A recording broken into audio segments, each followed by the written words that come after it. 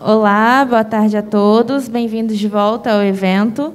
Chamando agora para a composição da mesa de número 6, Inteligência Artificial, Algoritmos e Governança de Dados, o nosso moderador Pedro Ivo Veloso, doutorando em Direito pela USP, Danilo Doneda, professor do IDP e membro titular do Conselho Proteção de Dados da ANPD, Domingos Farinho, professor da Universidade de Lisboa, Dora Kaufmann, professora da PUC São Paulo, Fabrício da Mota Alves, advogado e professor do IDP, Henrique Souza Antunes, professor associado da Universidade Católica Portuguesa, Marcela Matiuso, advogada, e o ministro do STJ, Ricardo Cueva, e Victor Marcel, advogado e consultor legislativo.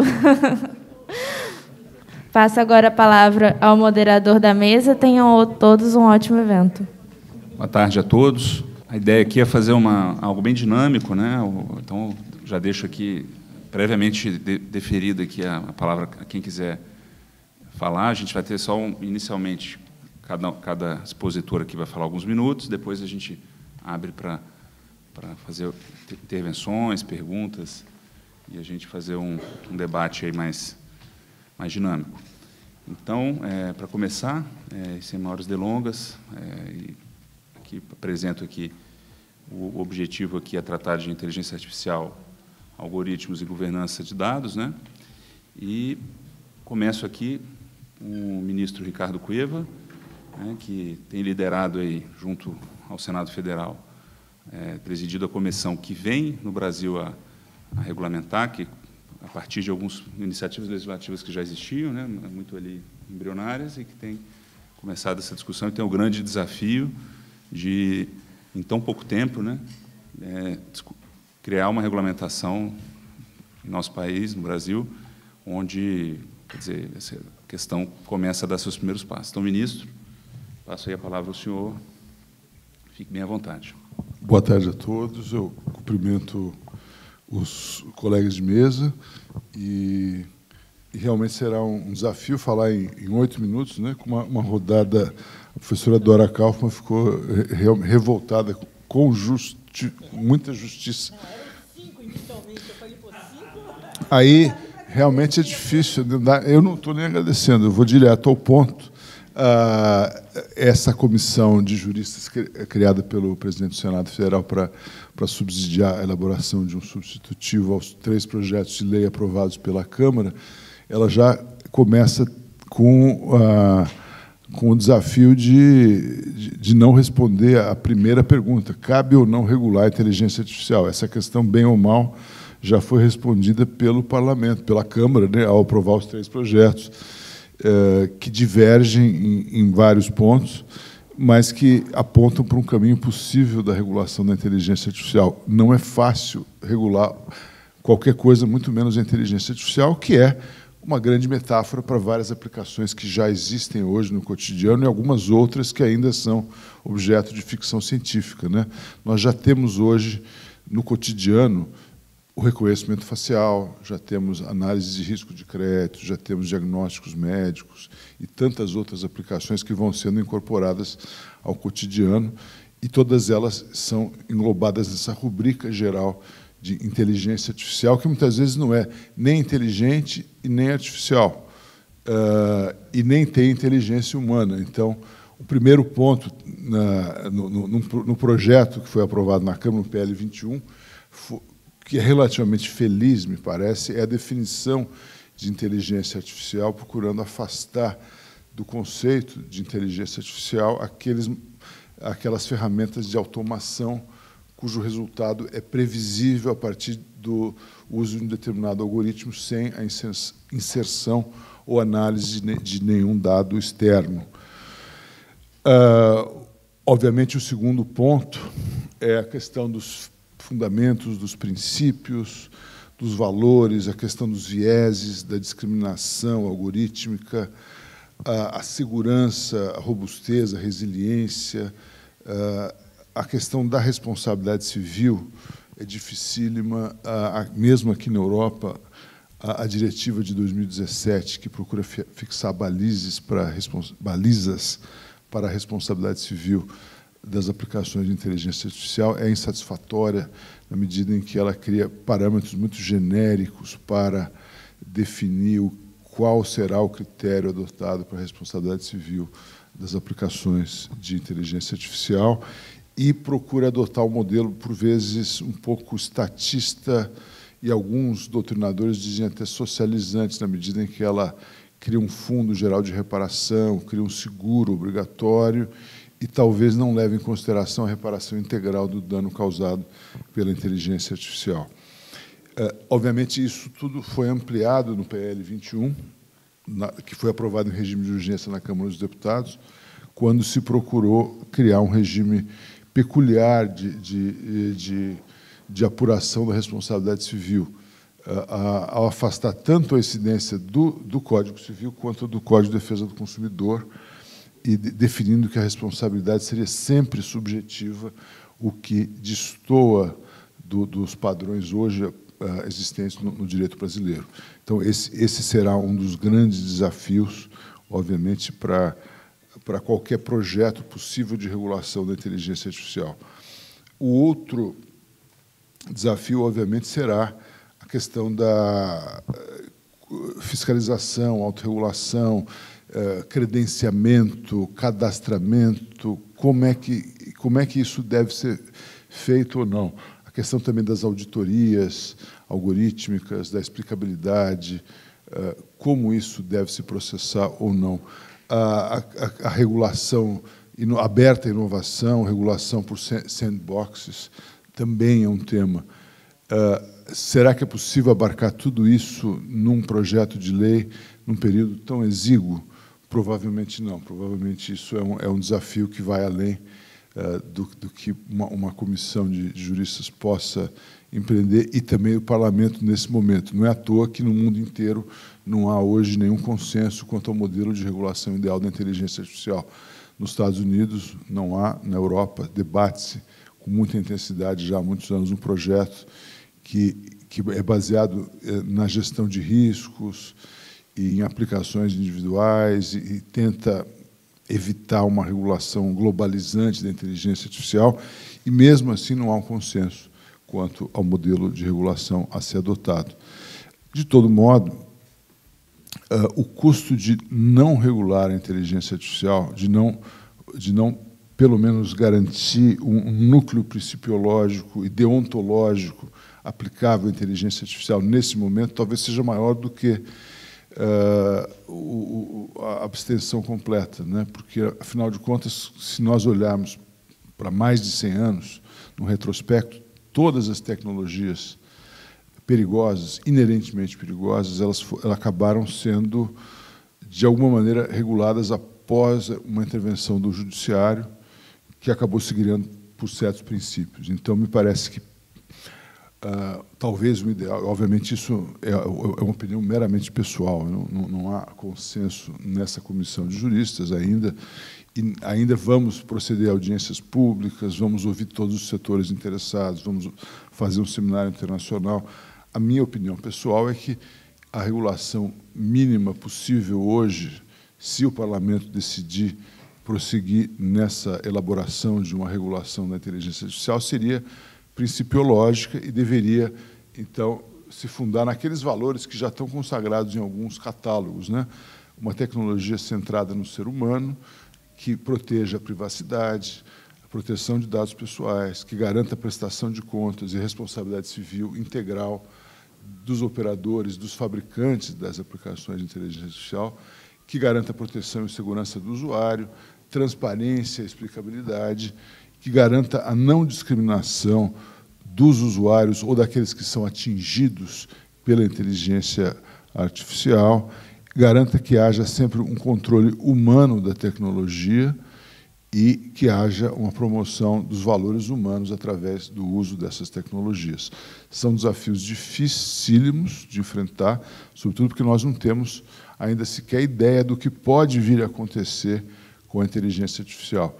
Temos alguns vislumbres, há algumas tendências, mas não temos ainda uma ideia segura do que possa vir a acontecer. Então, essa é a minha primeira manifestação nessa primeira rodada. Obrigado.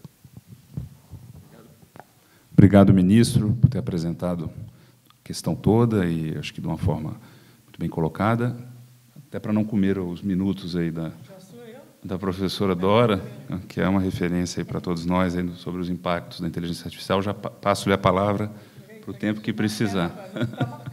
Bom, boa tarde a todos, muito obrigado. Não vou nem agradecer uma lista grande, porque já vai pegar os minutos, né? Então tem que ir rápido. É um poder de síntese que eu realmente não tenho, peço já desculpas, porque é um tema muito complexo, né? Então, vou pegar algumas questões assim, básicas para mim. Primeiro, a inteligência artificial é multidisciplinar, né? Eu acho que ela não se enquadra em nenhuma categoria, em nenhum campo de conhecimento. Se a gente não entender isso na partida, dificilmente a gente vai conseguir, tanto o pessoal de ciências humanas e sociais, pensar, refletir sobre os impactos éticos e sociais, o campo da regulamentação, do jurídico, tentar regular a inteligência artificial, e mesmo os desenvolvedores de tecnologia, que têm em geral, o desenvolvedor de tecnologia, ele pensa na funcionalidade do sistema. Ele desenvolve um sistema e pensa, o sistema funciona para aquele propósito que ele foi pensado, mas não inclui os impactos éticos e sociais. Então, ele é multidisciplinar. Isso é o primeiro. Segundo, eu desconheço, não estou dizendo que não exista, uma aplicabilidade da inteligência artificial que, simultaneamente, não traga benefícios ou externalidades positivas e negativas. E isso também é um outro fator de complexidade, né? Uma das aplicações, que é a análise de crédito, né? Se a tal demandante para um crédito tem direito ou não, que está, inclusive, explícita como de alto risco na proposta da Comissão Europeia, né, que foi lançada em 21 de abril do ano passado, também tem benefícios enormes, né? Eu não sei de cor os números, eu já escrevi sobre isso, mas, por exemplo, o volume de crédito no Brasil mudou assim radicalmente, extraordinariamente, à medida que foi possível incluir outros elementos, outras informações, ampliar o leque de informações sobre o candidato ou pedinte de um crédito, né? Então, isso é um benefício enorme, porque era muito pequeno o volume de crédito, por exemplo, no Brasil, e hoje ele é extraordinariamente maior. Então, qualquer que seja a aplicação, como eu disse, eu desconheço uma aplicação que não tenha benefícios e malefícios ou externalidades positivas e negativas. Então, nós temos que levar em conta os dois lados. Se a gente colocar só o olhar, o foco na externalidade negativa, a gente corre o risco de também eliminar as externalidades positivas. Bom, terceira observação que eu queria fazer é sobre os princípios.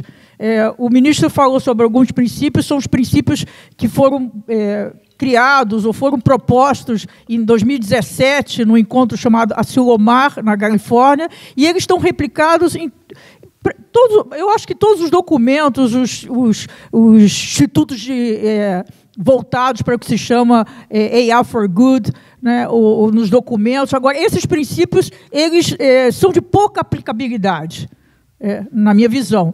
Primeiro, porque eles não são universais, né? Então, vários desses princípios eles têm interpretabilidade diferente conforme a comunidade, o país. E segundo, para mim, o mais complexo é que ele não tem como ser traduzido em linguagem matemática. Então, você não tem como colocar esses princípios num modelo estatístico. E aí vem aí vem o que eu queria comentar sobre esse. O que nós estamos falando hoje de inteligência artificial? Quando a gente fala, não é esse campo enorme. Nós estamos falando de uma técnica específica. Praticamente a maioria, quase tudo hoje de implementação de inteligência artificial vem dessa técnica. Essa técnica ela foi reconhecida pela academia, pelo mercado, em 2012. Então, ela está nos seus primórdios, né? 2012 foi ontem. Ela é uma técnica, é um modelo estatístico de probabilidade, nada mais que isso. Então, ela tem várias limitações. A primeira, para eu pontuar, é o fato de ser um modelo estatístico de probabilidade. Então, como qualquer modelo estatístico de probabilidade, ela tem uma variável de incerteza intrínseca, né? Então, ela é a probabilidade de alguma coisa acontecer. E ela nunca é certa. Então, isso já tem uma questão. Aí, se a gente for analisando, que não tenho tempo para analisar algumas questões assim, fundamentais da própria tecnologia, um problema, digamos assim, muito falado é a questão da opacidade ou do black box. Isso é uma característica intrínseca a essa técnica, né? Não tem como eliminar. De que significa, falando muito simplificadamente? A maneira como os algoritmos de inteligência artificial estabelecem as correlações nos dados, ela é de uma sofisticação que transcende a capacidade cognitiva do ser humano. Então, isso é uma questão, faz parte da tecnologia, não tem como eliminar. Então, nós temos que conviver, pelo menos, com essa técnica, né? Tem várias outras possibilidades técnicas para executar ou concretizar a inteligência artificial que está sendo discutida, estudada nos laboratórios, nas universidades, nos centros de pesquisa, mas essa técnica que a gente tem hoje, ela tem essa questão intrínseca a ela. Outra questão, assim, tem várias, mas outra questão que também é muito falada, e o ministro também se referiu, é a auditoria, né? Então, nós temos um problema da auditoria. Bom, primeiro eu queria dizer assim, eu sou absolutamente a favor de regulamentação. Tá? Até um tempo atrás eu não era, hoje eu sou absolutamente. Acho que todas as outras tentativas, inclusive a autorregulamentação, falhou e cabe ao Estado, ao poder público, proteger a sociedade. E tem vários potenciais danos dessa tecnologia que já estão acontecendo. Então, eu sou a favor da regulamentação. Eu só quero ponderar a dificuldade, o desafio de que se trata. Então, a auditoria, se você fizer uma auditoria, o que acontece também da característica dessa tecnologia? Ela vai se modificando ao longo do tempo, né? À medida que vão entrando mais dados, mais base de dados, os algoritmos eles vão se modificando. Então, se você faz auditoria na partida, o modelo pode estar em conformidade, ao longo do tempo ele vai deixando de estar em conformidade. Então, isso é uma questão para se pensar, quando na regulamentação, pensar em auditoria. Como é que nós vamos viabilizar essa auditoria? Eu não vejo viabilidade em uma auditoria contínua, né? Então, como é que a gente pensa isso? Então, essa questão de ter um conhecimento da multidisciplinaridade de qualquer área que esteja, e eu sou uma não jurista num fórum de juristas, então completamente outsider, né? Então eu não vou entrar nas regulamentações, mas qualquer tentativa de regulamentação, eu acho que tem que estudar como é que funciona essa tecnologia, que ela é complexa, né? E se não estudar, o que nós estamos falando assim, não tem nenhuma relação com a realidade da própria tecnologia, né? Então, eu acompanho vários pensadores, tem vários filósofos que escrevem continuamente sobre inteligência artificial, mas eu percebo, identifico essa questão, assim, não entendimento, e isso permeia toda a proposta, na minha visão, evidente, da comunidade europeia. Né? Ela esbarra, inclusive porque tem outras questões. A comunidade europeia, a Comissão Europeia, ela propõe, ela fala muito sobre auditoria ou de outras formas, várias formas de auditoria. Mas, por exemplo, também, os modelos mais complexos de inteligência artificial, que são aqueles que têm potencialmente mais possibilidade de causar danos, eles também não são desenvolvidos por uma equipe, por um desenvolvedor. Eles são desenvolvidos várias etapas, é um somatório, e eles são treinados em várias bases de dados. Então, é praticamente impossível, para não dizer impossível, você determinar de quem foi a responsabilidade no dano que foi causado depois que ele foi usado. Além do que, existe uma diferença entre a responsabilidade de quem desenvolve e a responsabilidade de quem usa. Aí eu não estou falando do usuário final. Nós lá, quando entramos no Google, não estou falando isso. Estou falando do usuário, o centro de saúde, a instituição educacional, a justiça. Né? No Brasil, um levantamento que fez a FGV sinalizou que tem 64 modelos de inteligência artificial hoje já implementados na justiça brasileira ou em fase de implementação. A minha pergunta é assim, algum órgão da justiça brasileira fez uma auditoria nesses sistemas? Né? A mesma coisa, a gente tem, por exemplo, na área de educação, tem plataformas sendo usadas cada vez mais pelas escolas. O MEC, que eu tenho conhecimento, nunca fez uma auditoria sobre esses sistemas. A única pronunciamento do MEC sobre o sistema de plataforma, por exemplo, do Google, e eu li, isso saiu escrito, a resolução, digamos assim, foi que é de graça, então não tem problema, porque é gratuito, né? E como se o fato de ser gratuito não tem nenhuma implicação. Ótimo, se é de graça, podemos usar, né? Então, eu acho que tem, para concluir, que eu acho que já está... nem sei mais, não vou nem olhar. Eu queria falar só um pouquinho sobre a PL 21/2020. Eu participei da consulta pública na Câmara e no Senado. Eu acho que eu questionei e continuei questionando em vários outros momentos por que a Câmara deu caráter de urgência para a tramitação. Eu até agora não entendi. Eu acho que o debate é fundamental. Só para ter uma referência, o Marco Civil da Internet, que é uma referência mundial, o Marco Civil da Internet do Brasil, ele levou 5 anos em discussão, teve cerca de 800 emendas, né? Então, o debate público é importante, porque transmite conhecimento e cria consciência da sociedade, e 2, porque os legisladores precisam conhecer a matéria pelo qual estão legislando. É fundamental. Quando a gente fala de um marco, se a gente quer criar um marco civil da inteligência artificial, a gente precisa que os legisladores conheçam. Então, precisa de tempo de amadurecer esse processo. Da PL 21/2020, eu acho que ela não responde, nem tangencia a complexidade. É uma carta de intenções, digamos assim, generalista, comparando a da Comissão Europeia, que eu também já disse, ambígua, generalista, e tem 108 páginas. A nossa tem 9 e assim, não responde. Agora, tem 2 questões, para só não fazer crítica, tem 2 questões que eu acho positiva. Uma é o que o ministro falou, a definição de inteligência artificial, eu acho muito boa, da PL 21/2020. E o segundo é o fato de prever a agência reguladora e fiscalizadora setorial, ao contrário da proposta da Comissão Europeia. Bom, aqui já estão... É isso aí. Antes que me expulsem.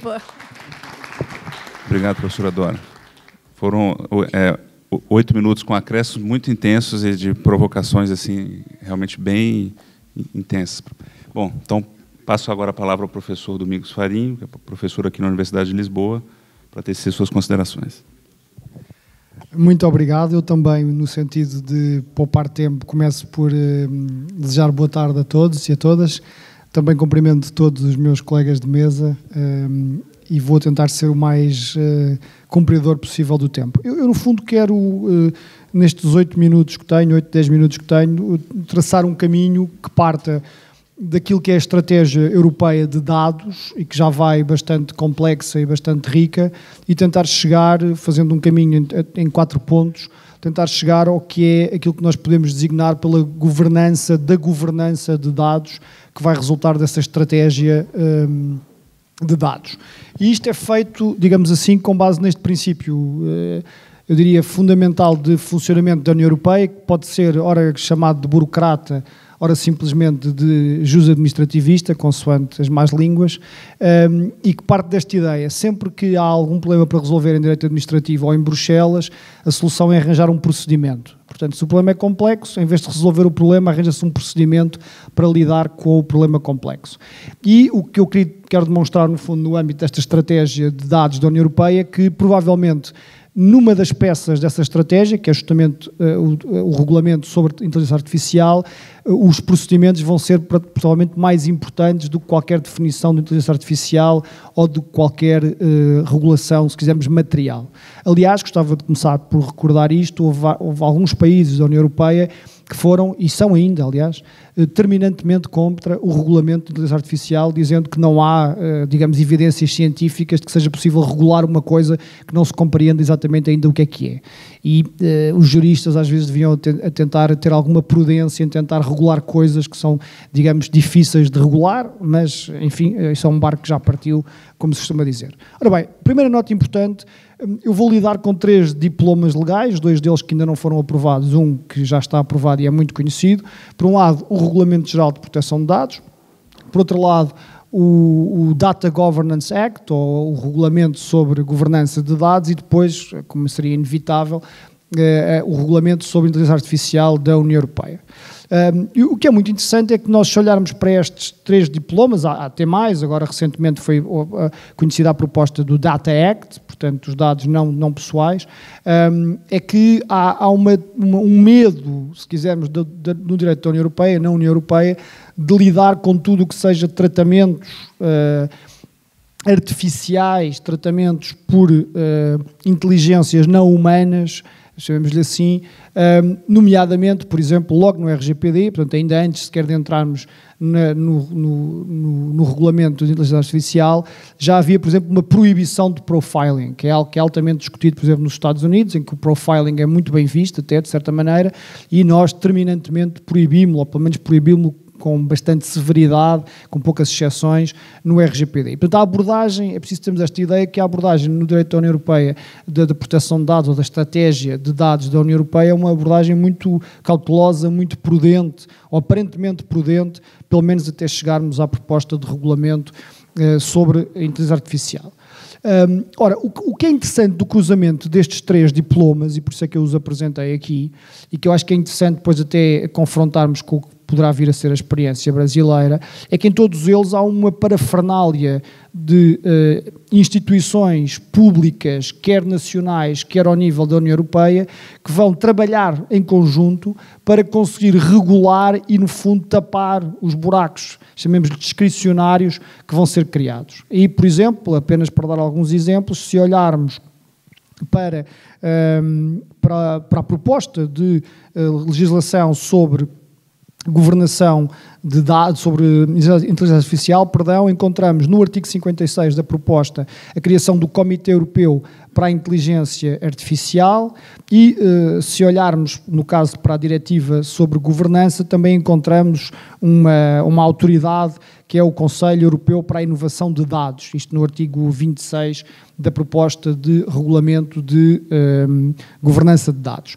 E o que é interessante, antes de entrar na questão da inteligência artificial e do acesso à informação, que é onde quero terminar, o que é interessante é que são atribuídas grandes competências para resolver problemas que nós em direito administrativo e em direito público chamaríamos, no fundo, de concretizar áreas de discricionariedade. Ou seja, o legislador, e bem, a meu ver, antecipou que muitas das questões que está a tentar regular não vai conseguir regular em termos normativos. Portanto, vai ter que fazer o mesmo que vem fazendo desde a Diretiva da Proteção de Dados, continua a fazer no RGPD através do Comitê Europeu para a Proteção de Dados e que agora vai, digamos, multiplicar por vários órgãos. Aliás, alguns deles que vão passar a ser órgãos que vão estar sentados por inerência na mesa de outros órgãos. E, portanto, estamos a chegar aqui àquele nível de comitologia, para quem gosta de direito da União Europeia, que é de elevada complexidade.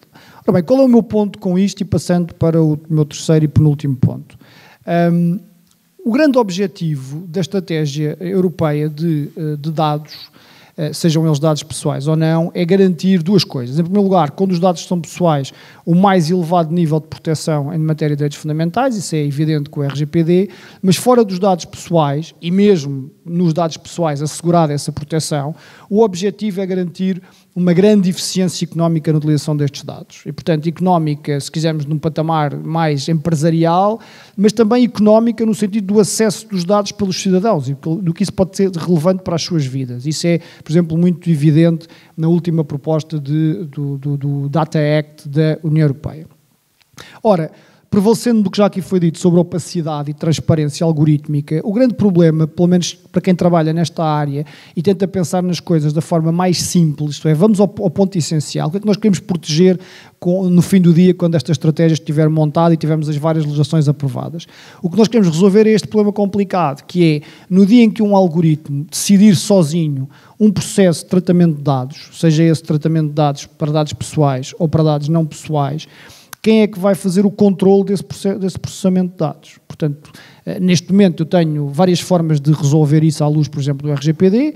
Eu posso ir falar com o responsável pelo tratamento, eu posso ir falar com o encarregado de proteção de dados, eu posso ir falar com as pessoas físicas que determinaram o tratamento de dados, mas o que é que vai acontecer quando for um algoritmo a fazê-lo? E é justamente por isso que a própria definição de inteligência artificial na proposta europeia coloca a questão completamente em aberto, para tentar encontrar aqui um ponto de equilíbrio.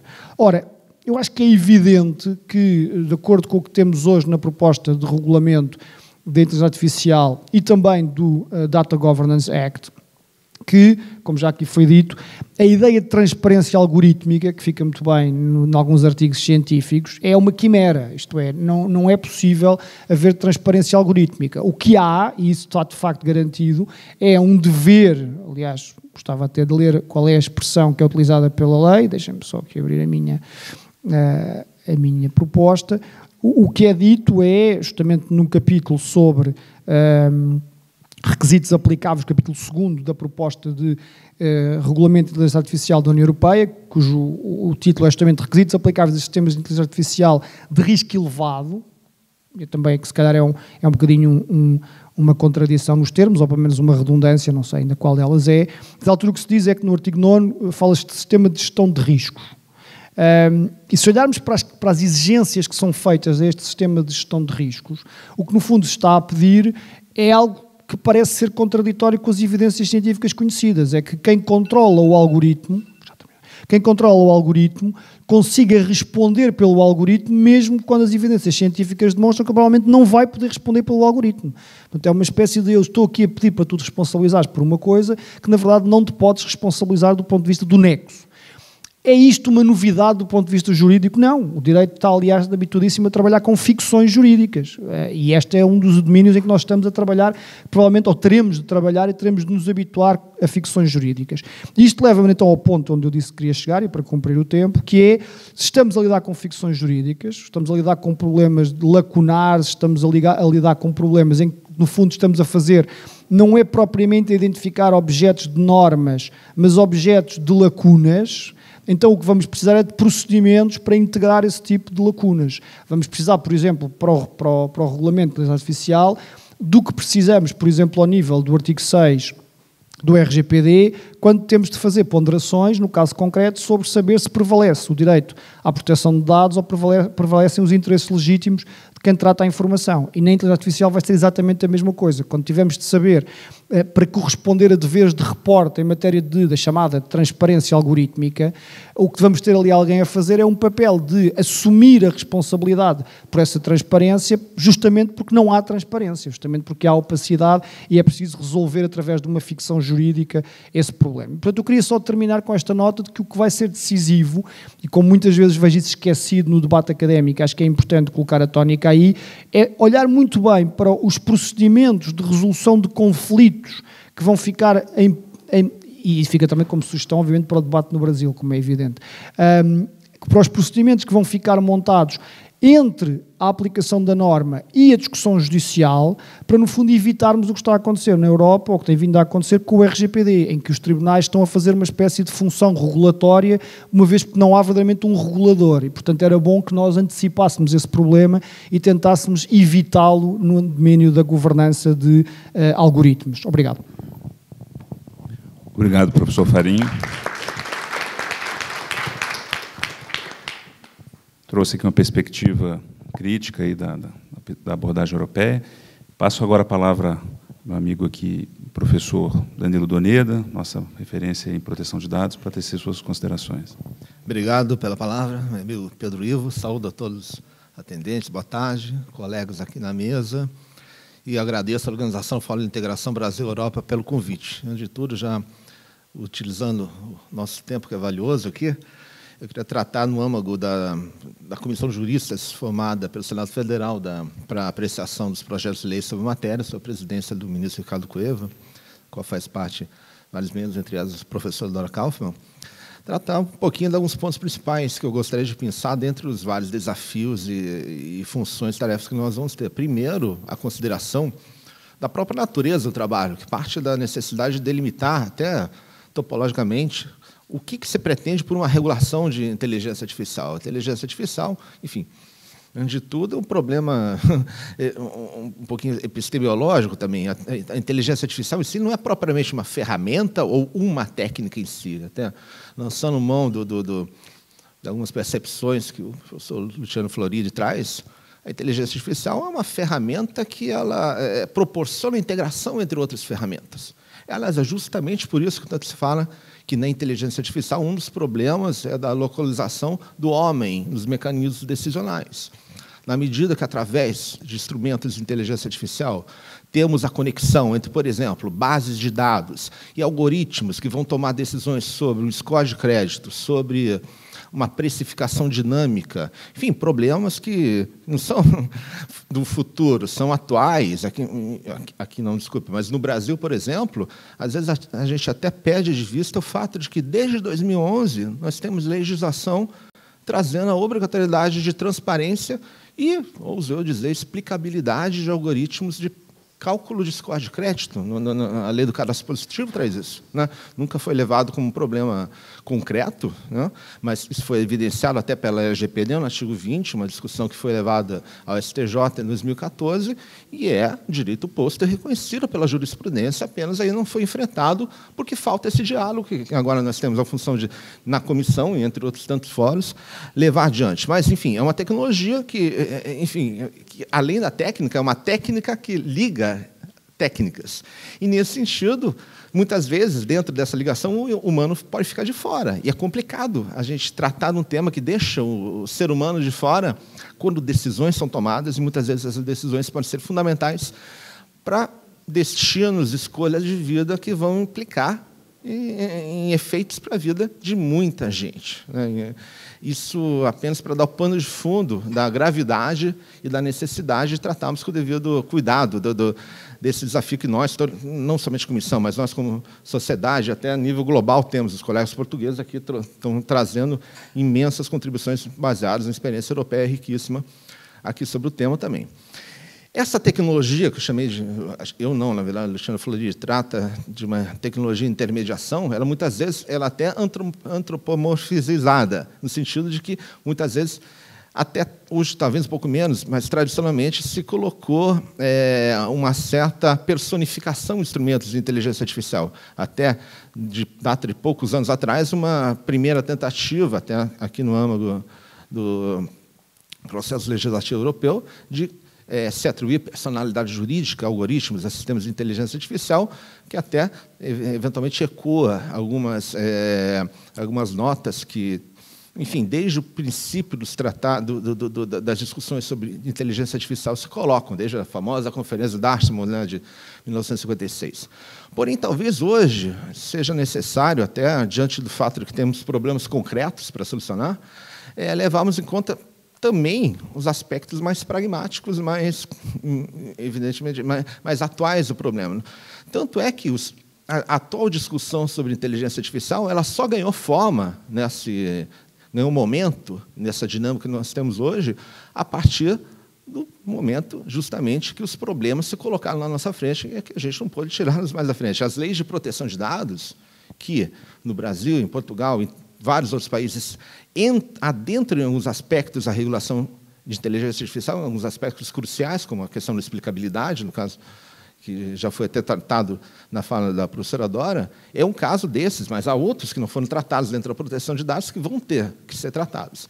Enfim, hoje me parece que é necessário, já partir do pressuposto que a inteligência artificial não é, pelo menos a opinião minha, não me parece uma entidade abstrata, personalizada em si, mas sim um campo que, até pelas próprias definições que os cientistas de computação, os teóricos que tratam do assunto, colocam na inteligência artificial, que o que interessa não é o fato de determinar se ela pensa ou não, se é uma subjetividade de qualquer grau, mas sim o fato de que ela emula o pensamento, se ela produz resultados similares ao pensamento, né, no sentido de ter aspectos decisionais, e que esses aspectos vão ter efeitos sobre as vidas das pessoas.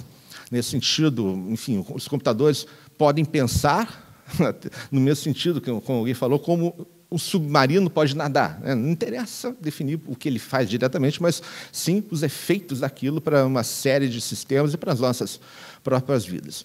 E a emergência de regulação aqui, me parece, nesse sentido, como o próprio ministro Couve falou, já foi dado pelo próprio, no caso do Brasil, pelo próprio parlamentar, e eu acrescentaria aqui, a título, talvez, um pouquinho de comentário, que o próprio Norberto Bobbio falava que os direitos nascem quando são necessários. Acho que hoje em dia já temos vários indicativos dessa necessidade emergente. E aqui, muito brevemente, Pedro, não vou tomar mais tempo, né? O cenário regulatório, hoje em dia, é razoavelmente multifacetado, uns mais avançados que outros.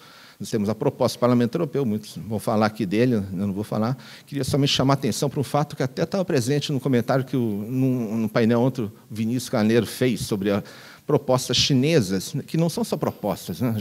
Já temos regulação, e não somente incipiente sobre o tema, e o tema na regulação de algoritmos e de inteligência artificial na China é um tema interessante ser levado em conta, porque talvez seja justamente nessa área que, não sei dizer se é pela primeira vez, mas talvez com uma tal, digamos assim, dinâmica bastante ampla e desinibição, o sistema chinês pode gerar efeitos e influenciar vários outros países, então, digamos, até mesmo o Brasil. Que, entre outras coisas, o Brasil faz parte do grupo chamado BRICS, de países emergentes, com, enfim, algumas similaridades, algumas diferenças colossais, mas algumas similaridades socioeconômicas que fazem com que alguns pontos, curiosamente, no desenvolvimento das suas leis, em termos de tecnologia da informação, proteção de dados, cibersegurança dos pontos, tenham alguns paralelismos interessantes. Então, a China já tem propostas que regulam, entre outras coisas, auditorias, inspeções em empresas, medidas para frear abusos pelo algoritmo, e dentro da dinâmica da abordagem chinesa, pela qual procura se enfatizar, diferentemente da União Europeia, que procura incentivar mercados e proteger direitos, e criar um equilíbrio entre esses dois objetivos, os chineses estão mais preocupados com uma ideia de bem-estar social e consideram nisso o tema da inteligência artificial um tema de interesse coletivo e que, por isso mesmo, muitas vezes pode ser utilizado para sobrepassar o que nós entenderíamos como liberdade individual. Mas, dito isso, muitos instrumentos já estão sendo colocados no lugar e a influência pode ser bastante, inclusive, rica. Então, voltando aqui somente no último comentário, já foi falado aqui dos projetos de lei, principalmente o projeto de lei 21, que, enfim, muito se fala que é um projeto, talvez, epistemológico, que tem um problema bastante concreto em relação à responsabilidade civil, né? Inclusive, o professor Domingos Farinha colocou a questão de que temos casos de responsabilidade civil sem nexo, que devem ser abordados realisticamente, pragmaticamente por nós juristas. Enquanto isso, o projeto de lei toma uma decisão simples, uma solução simples, que é a responsabilidade subjetiva, para um problema que é tremendamente complexo e que inclui a necessidade de repensarmos sistemas de avaliação, gradação de riscos. São, infelizmente, eu gostaria que fosse simples para a gente dizer que a responsabilidade é objetiva ou subjetiva. Não é, né? E qualquer opção vai ser sobrepassada pelos fatos, certamente. Mas há outras questões. O projeto 21 ele derroga direitos, ele limita a transparência, inclusive limita a transparência que a própria LGPD e a Lei do Cadastro Positivo já atribuem hoje em dia no nosso direito em relação a decisões automatizadas, restringe princípios, ou pelo menos restringe a aplicabilidade de princípios como a não discriminação.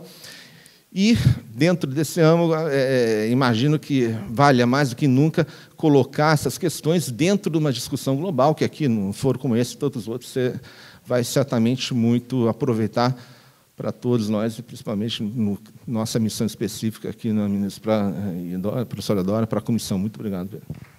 Obrigado, Danilo. Passo agora a palavra aqui ao professor Henrique Antunes, que é professor da Universidade Católica de Lisboa, pesquisa a área, a interseção entre inteligência artificial e direito, especialmente responsabilidade civil. Então, passo a palavra para tecer suas considerações. Muito obrigado. Sr. Pedro Veloso, permita-me que, na sua pessoa, cumprimento toda a mesa e agradeço à organização desta conferência o convite. Permitam-me que, em Portugal, diga o seguinte: em 8 minutos, falar sobre este tema é meter o rocio na betesga.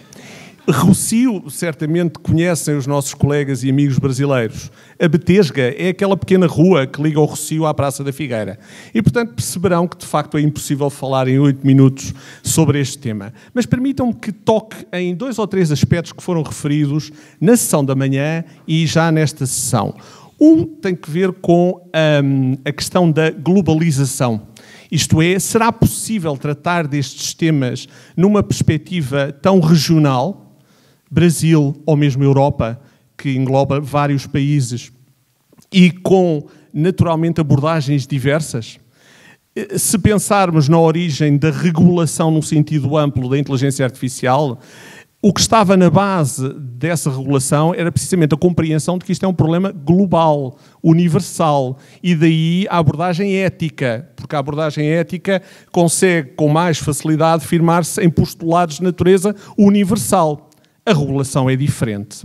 Segundo aspecto que gostaria de trazer também para a reflexão, aquilo que disse a professora Dora Kaufmann, que é a necessidade da interdisciplinariedade. Eu coordeno um grupo de investigação da Católica, somos cerca de 30 colegas, mas não somos só juristas. E porquê? Porque nós juristas não percebemos nada de inteligência artificial. E, portanto, deste grupo de investigação, onde estão, aliás, distintíssimos colegas brasileiros, temos cerca de 10 engenheiros, um dos quais foi presidente e é talvez, digamos assim, a maior autoridade de inteligência artificial em Portugal e uma das maiores no mundo, que é o professor Lindo Oliveira, para que nos explique o que é a inteligência artificial e em que medida é que o direito pode regular a inteligência artificial. E há uma coisa que eu aprendi com ele e que foi dita aqui pela professora Dora Kaufmann, é que vivemos um tempo de inteligência artificial, significa viver um tempo em que a opacidade é inevitável. Ou seja, não tenhamos ilusões ou não tenhamos a pretensão de conseguirmos sempre perceber as razões de um determinado facto, de um determinado dano. E isto naturalmente vai ter de condicionar as nossas respostas, nomeadamente em matéria de regulação em geral e especificamente na matéria da responsabilidade civil. Eu devo dizer, fiquei muito satisfeito de ouvir o ministro Ricardo Cuevas falar da questão da responsabilidade, porque na Europa, embora tenhamos o tal documento com mais de 100 páginas, com a tal Risk-Based Approach, a verdade é que não foi incluído nesse documento um tema que me parece central para digamos, uma finalidade absolutamente essencial da regulação da inteligência artificial, que é obter a confiança dos cidadãos, e que é o tema da responsabilidade civil. O tema da responsabilidade civil está a ser estudado naturalmente nas instâncias europeias, mas o último documento que temos é um documento produzido pelo Parlamento Europeu em outubro de 2020, com uma proposta de regulamentação em matéria de responsabilidade civil aplicável à inteligência artificial, e devo dizer que é uma expressão daquilo que eu gostaria que não fosse o debate que a inteligência artificial exige. Ou seja, temos que sair fora da caixa. Eu estava a ouvir aqui o debate sobre a questão da responsabilidade, entre responsabilidade subjetiva e objetiva. Vamos lá ver. O que é que na Europa está em cima da mesa? Em primeiro lugar, do ponto de vista regulatório, de facto fez-se uma opção. Foi uma regulação geral, não setorial, mas uma regulação em que se faz uma diferenciação entre atividades de risco inaceitável, que têm que ser proibidas, portanto, sistemas de inteligência artificial de risco inaceitável que têm que ser proibidos, sistemas de inteligência artificial de risco elevado e sistemas que estarão submetidos a regras obrigatórias e depois sistemas de inteligência artificial de risco moderado ou baixo, em que a regulamentação é feita à base de códigos de conduta voluntários. Ora bem, isto vai ter reflexo na matéria da responsabilidade, porque a responsabilidade é tratada, nesta perspectiva mais conservadora, não apenas como sendo objetiva ou subjetiva, mas distinguindo entre atividades de risco elevado e atividades de risco moderado ou baixo, propondo para as atividades de risco elevado uma responsabilidade objetiva e para as atividades de risco moderado ou baixo uma responsabilidade subjetiva, embora com uma presunção de culpa.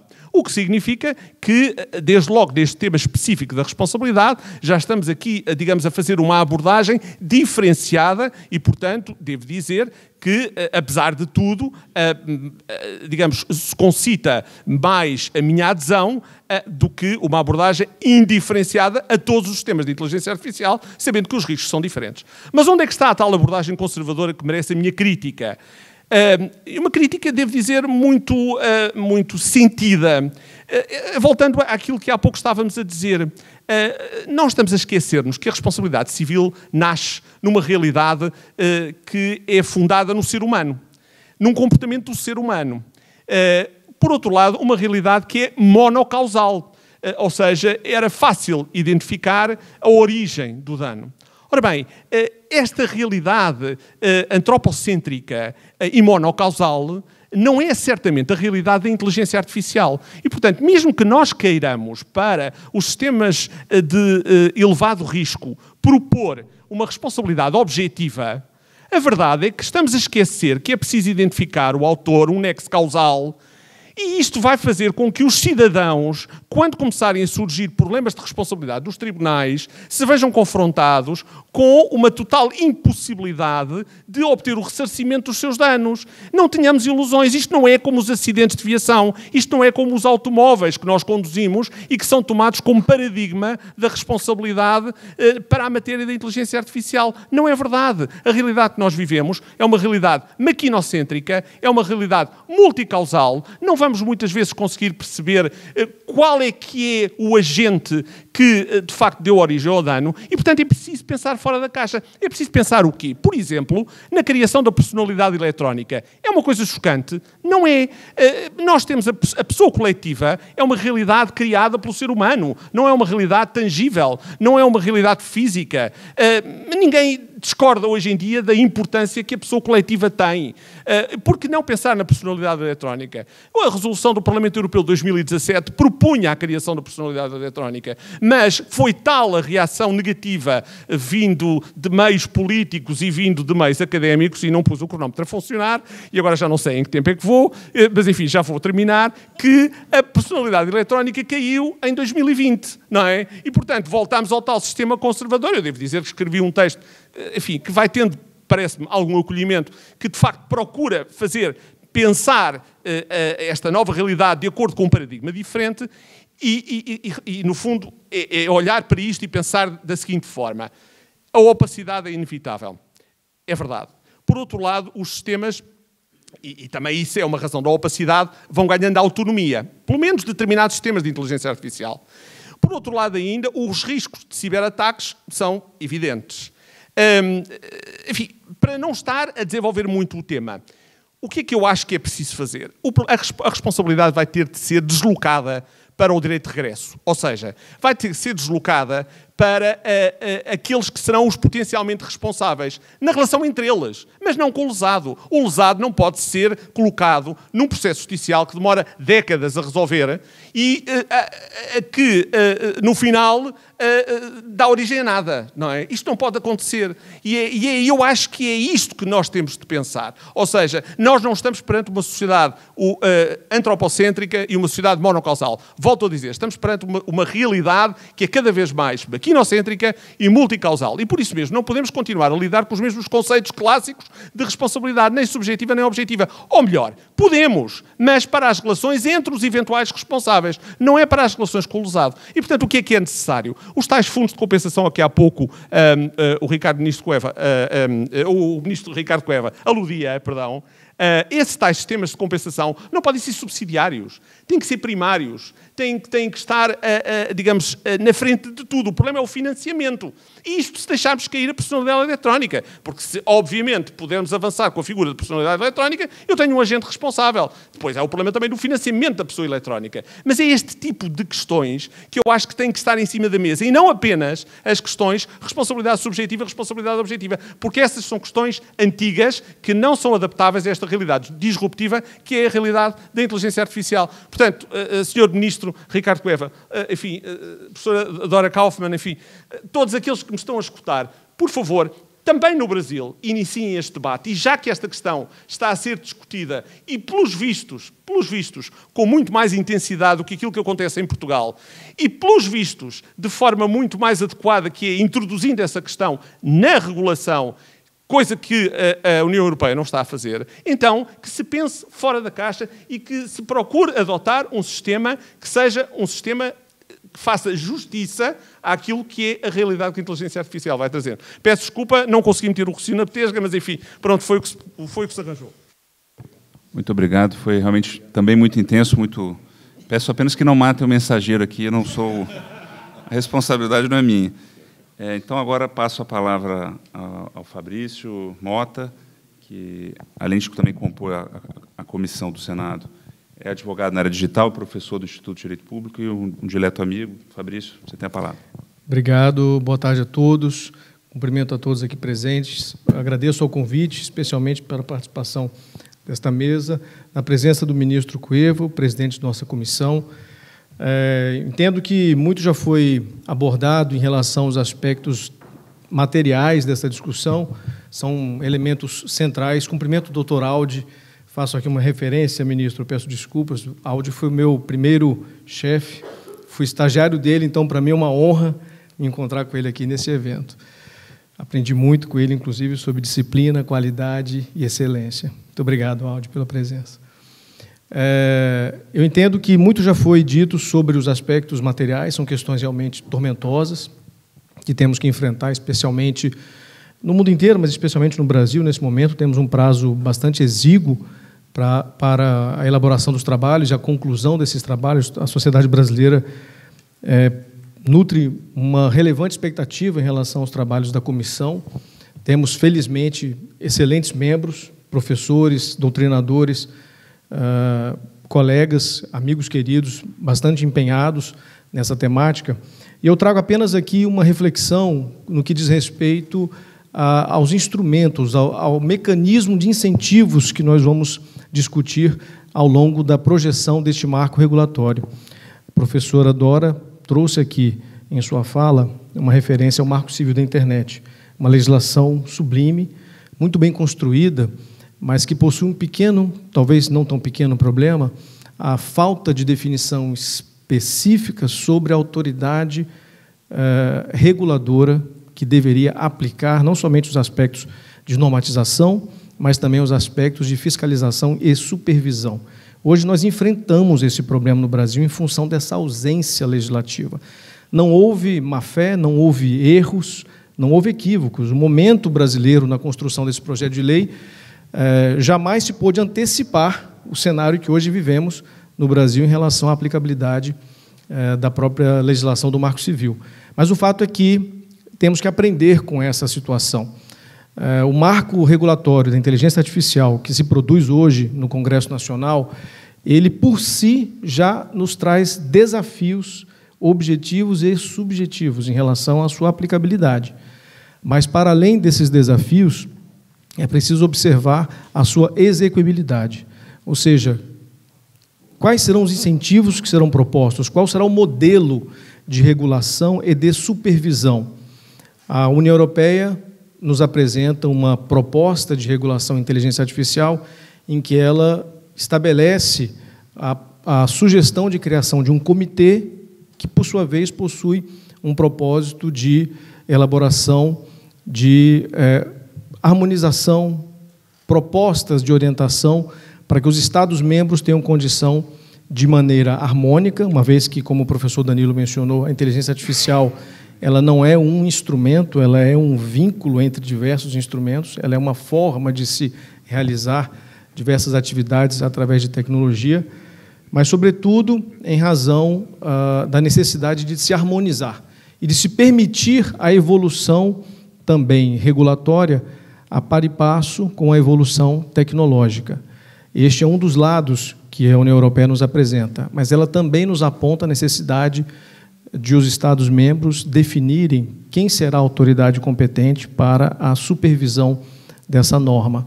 A Estratégia Brasileira de Inteligência Artificial, que foi proposta em 2021, ela revela a necessidade de se associar o desenvolvimento tecnológico também com o apontamento de uma autoridade administrativa que vá aplicar as normas reguladoras, elaborar as orientações atualizadas a respeito do tema, mas, sobretudo, supervisionar a sua aplicabilidade. Esse é um ponto extremamente sensível, uma vez que a proposta que veio da Câmara dos Deputados não oferece essa resposta, como nenhum dos projetos de lei oferece essa resposta. Nenhum dos projetos trazem essa questão. Isso pode haver, por detrás, um intuito de se não regular o aspecto fiscalizatório. mas de se deixar apenas elementos principiológicos, definições sobre responsabilidade civil e outros elementos correlatos. Mas há um risco enorme dentro dessa proposta, talvez incompleta, que é justamente o de não se fixar efetivamente como se dará o enforcement adequado sobre esse tema. Isso, fatalmente, trará debates que talvez não tenhamos a condição hoje de enxergar, mas que, no momento adequado, diante da violação de direitos fundamentais, isso será trazido à tona, como estamos vivendo hoje em relação ao Marco Civil, que é uma norma que já completa um certo tempo de existência. O professor Domingos também mencionou a necessidade de se evitar, me corrija, professor, se eu estiver equivocado, mas de se evitar que o judiciário, que o Poder Judiciário exerça a regulação sobre o tema. Temos a oportunidade de evitar que isso ocorra. Claro que o Poder Judiciário tem um dever constitucional de aplicação da norma e de concretização dessa norma. Porém, em aspectos regulatórios, sobretudo pela visão fiscalizatória, possivelmente uma autoridade concebida com pessoas preparadas, com técnicos realmente habilidosos para lidar com essa questão, seja a resposta mais interessante para se discutir e se aplicar, preservando direitos fundamentais, preservando o desenvolvimento econômico e, sobretudo, preservando a eficácia e a eficiência regulatória. Talvez esse seja o ponto mais importante que nós tenhamos que refletir. Bom, eu perdi um pouco o controle sobre o meu tempo, mais 2 minutos. Tentei ser sintético, fui ter um pouco mais do que poderia. Professora, lhe cedo os 2 minutos, caso haja interesse para tanto. Por favor.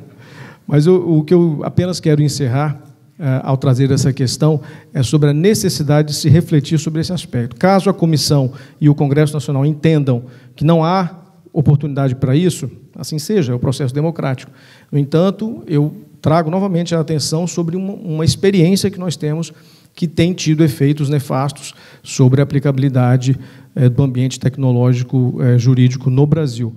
Talvez tenhamos que refletir se o modelo de autorregulação, corregulação, ou talvez até mesmo de regulação tradicional, comando e controle, aquela que privilegia a sanção como incentivo, ou, como tem acontecido no Brasil em termos de proteção de dados, a regulação responsiva. Talvez seja o modelo que nós tenhamos em que nós temos que nos basear. Mas é isso, eu trago apenas essa reflexão para que esse assunto não seja abandonado, que não seja enfrentado. Seguramente, na comissão, temos já um eixo temático especificamente sobre isso, mas eu trago atenção em função dos problemas que nós temos vivido no Brasil em particular. Muito obrigado. Obrigado, Fabrício. Gostaria aqui de registrar a presença do ministro Gilmar Mendes e, em nome da mesa, aqui agradecer pelo convite para compor e também parabenizar pela excelência do evento. Bom, passo agora a palavra a Marcela Matiuso, que é professora do IDP, do INSPER e advogada na área de concorrência e proteção de dados. Muito boa tarde a todos. Queria, na pessoa do ministro Gilmar Mendes, agradecer o convite para participar do evento e dessa discussão, e também, por conta do nosso tempo limitado, já partir direto para o ponto que eu queria abordar aqui. Acho que ficou mais do que claro, né, pelas falas de todos os painelistas até o momento, que essa discussão de inteligência artificial é multifacetada e, certamente, interdisciplinar. Eu queria abordar um ponto específico dentro das várias temáticas que a gente pode conversar, que é a discussão de discriminação algorítmica, né? E o que propriamente seria essa discussão de discriminação algorítmica, né? Que ela aparece sempre que a gente fala, tanto de algoritmos como de inteligência artificial. A gente está falando, enfim, em outras palavras, sobre discriminações que podem vir a acontecer quando a gente faz uso de algum tipo de algoritmo, seja ele um algoritmo de inteligência artificial propriamente dita ou não, né? Como alguns dos painelistas já comentaram, a gente também tem sistemas automatizados que não fazem uso de inteligência artificial, que eventualmente podem esbarrar nesse problema. Mas o que eu queria trazer a atenção aqui especificamente é qual é o problema de fato que a gente está lidando quando a gente fala desse assunto. Porque ele acabou virando, especialmente nas discussões de inteligência artificial, meio que uma espécie de buzzword, né? Então, todo mundo fala, existe discriminação algorítmica, isso é um problema, a gente precisa pensar sobre esse assunto. De fato, acho que não há dúvidas de que é um problema e de que é relevante e precisa ser debatido, mas qual efetivamente é o problema que a gente está tentando endereçar quando a gente fala desse assunto, né? E acho que é essa reflexão que eu acho que a gente podia tentar fazer aqui, especialmente nesse contexto, como já foi comentado por vários dos professores, de, primeiro, pensar numa regulação específica, né, seja no Brasil, seja na Europa, seja na China. O professor Danilo comentou isso. A China é uma jurisdição que vem avançando muito nesse assunto. É bem interessante, quem tiver interesse e disponibilidade. Obviamente, não precisa ler mandarim, tem vários centros de pesquisa que fazem traduções ótimas dos materiais para o inglês, alguns até para o português. Mas acho que a discussão é essa, assim, qual que é o problema quando a gente fala de discriminação algorítmica propriamente dita. E eu acho que uma coisa que certamente nos ajuda é pensar o que não é o problema. Então, será que faz sentido, quando a gente pensa em discriminação algorítmica, pensar que simplesmente o problema está decorrendo de termos uma decisão tomada por um algoritmo? Parece que isso não faz sentido, né? Mas existe uma literatura que comenta, olha, na medida em que um algoritmo faz é utilizar, como a professora Dora comentou, um processo estatístico, né, enfim, matemático, em alguma medida, para chegar em um resultado probabilístico, isso seria, por essência, uma questão, porque você está, não sei, afastando a dignidade da pessoa humana desse processo. E, enfim, esse processo de tomada de decisão pode dizer respeito a direitos de um cidadão, né? E isso seria um problema. Ok, mas será que a gente não faz uso de diversos processos de tomada de decisão generalizantes, ainda mais quando a gente fala do direito em específico, em várias outras circunstâncias? Será que é meramente o fato de a gente estar fazendo uso de uma generalização que é o problema em si? Isso faz sentido? Me parece que não, e que a discussão precisa ir um pouco além disso para a gente chegar em algum tipo de, seja proposta regulatória, seja uma discussão mais rica mesmo sobre o assunto. E eu acho que a gente tem, como especialmente tanto a professora Dora quanto o professor Domingos colocaram, a gente tem uma questão aqui que ok, se o problema não é meramente a generalização, ele está associado, aparentemente, com o procedimento de tomada de decisão de algoritmos, que na sua essência, um procedimento não eminentemente transparente por conta da forma como a tecnologia opera, né? Ela não é um processo de tomada de decisão não opaco, digamos assim, né? Enfim, toda a literatura de black boxes e afins relacionada a esse assunto. E isso, em si, o problema de não ser eminentemente um processo transparente, traz uma dificuldade, efetivamente, de meio de procedimento, né? Como que a gente cria algum tipo de procedimento que garanta um nível não completo, mas talvez suficiente de, se não transparência propriamente, mas no mínimo do que a literatura vem chamando de explicabilidade, né? Como que a gente garante que minimamente a gente consegue entender o que está acontecendo dentro daquele processo para isso ser, aspas, auditável ou submetido a algum processo, né, de devido processo mesmo, né, de revisão daquela tomada de decisão. E, óbvio, acho que essa preocupação vai ser tanto mais latente quanto mais central for o tipo de tomada de decisão que aquele algoritmo está envolvido. Então, enfim, para usar um exemplo banal, se o algoritmo está fazendo, ainda que por um processo de inteligência artificial, uma contagem elaborada de algum prazo processual, enfim, provavelmente a gente nem precisaria de inteligência artificial para isso, dá para fazer uma automação simples de contagem de prazo. Me parece que é uma decisão que pode ser muito relevante para o caso concreto, mas que é razoavelmente simples da gente entender como foi tomada.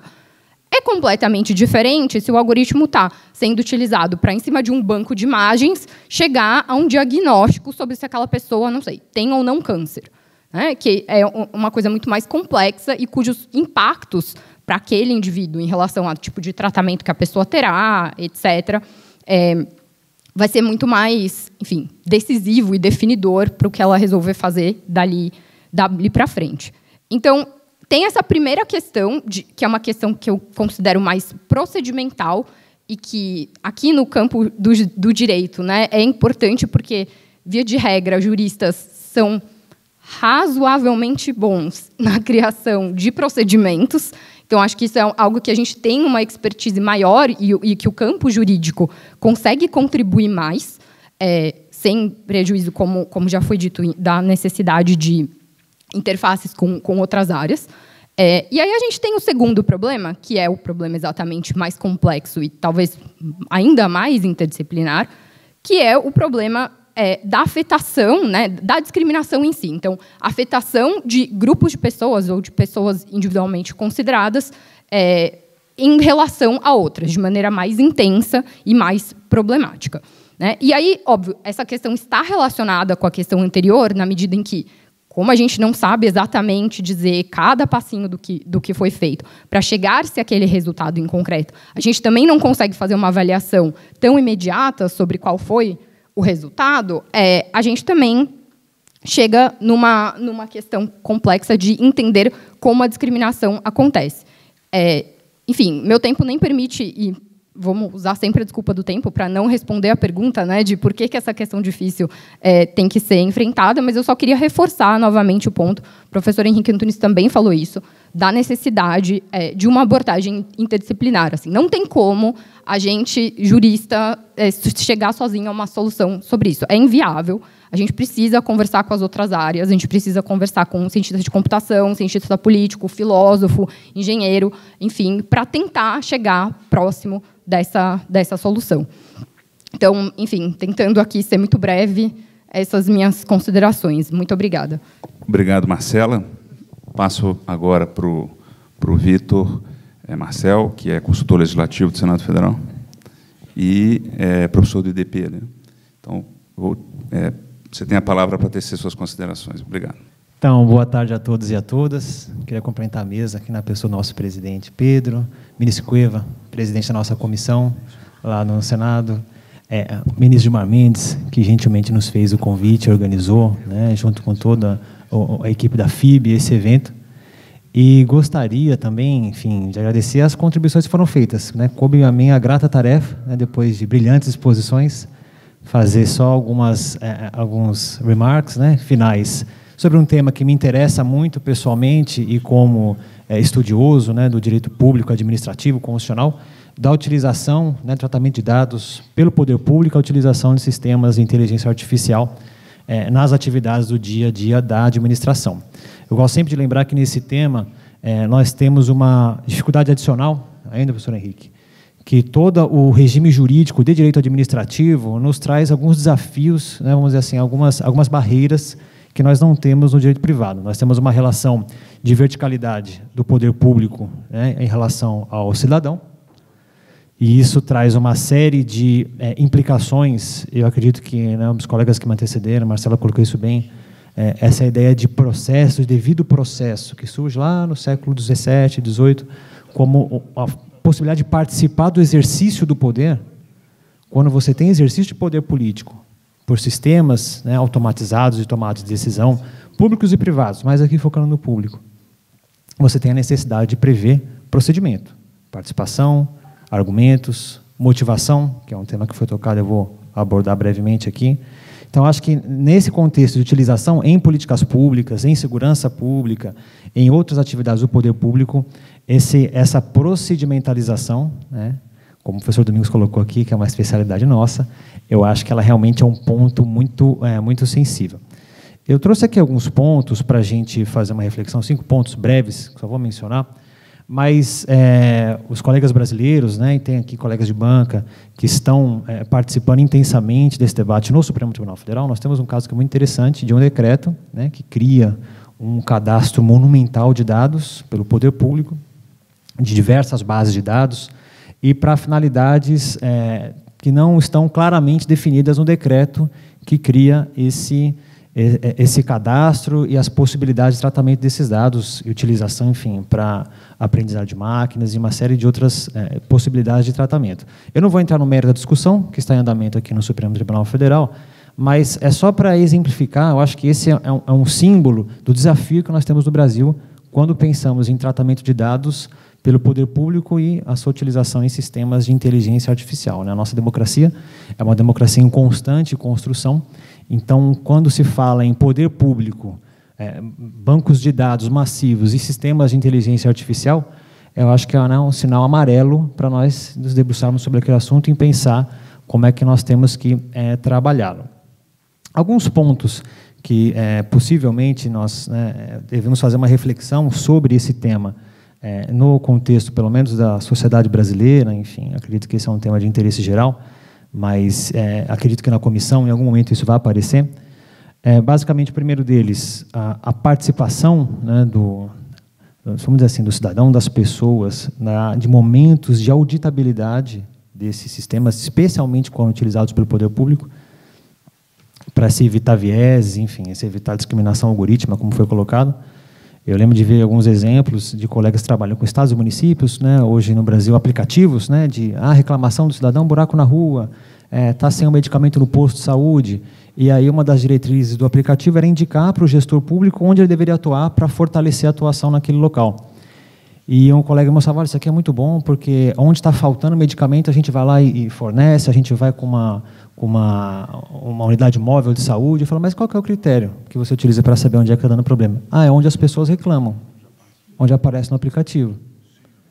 Ou seja, eu acho que ficar claro de perceber que as pessoas que vão reclamar, que têm informação, que têm um aplicativo, obviamente são as pessoas que têm mais acesso à informação, mais condições socioeconômicas, então isso vai gerar mais exclusão ainda para aquelas pessoas que mais precisam do serviço, né? Na zona rural do município estava funcionando tudo perfeito, pelo que ele mostrou, não tinha reclamação nenhuma. Então, acho que esse é um desafio que nós temos que ter, né, em mente quando pensamos nesses sistemas de utilização de dados, sistemas de inteligência artificial pelo poder público.